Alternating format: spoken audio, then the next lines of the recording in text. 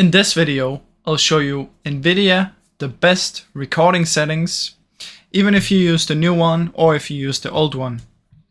Now first you want to open up your in-game overlay, so make sure this one is enabled. Just go to settings, right click. From in here, what we want to start with is we want to head over to recordings.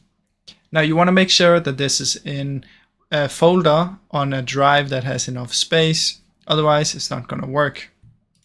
Now after that, what we want to do is we want to scroll down until we find audio.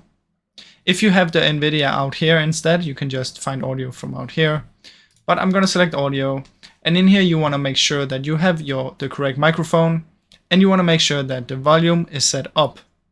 Now it doesn't need to be 100, just make sure it's not really low. Like you can see, I have mine on 82 or something, and that's perfect for mine. You don't really need to boost it. However, if you have some trouble with your microphone, you can boost it to make it more clear. After that, you can come back, and after that, what we want to do is we want to scroll down until we get to video capture. Now open up video capture, and in here, your replay length, you can just choose which one you want. Obviously, this one is mostly preference, but having it at about 2.5 or 5 should be fine. The quality, I suggest you choose high. In here, resolution, you should just choose the in-game resolution because that's much easier when you're recording from the games.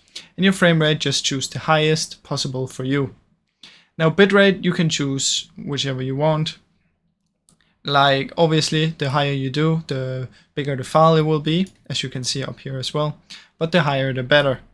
Now I recommend, if your PC can handle it, just anywhere above the middle will be fine.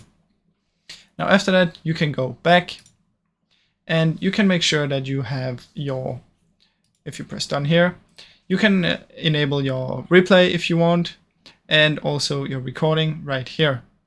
Now make sure on the gallery, you can see where everything will be uploaded, and this will be your file location that you chose earlier.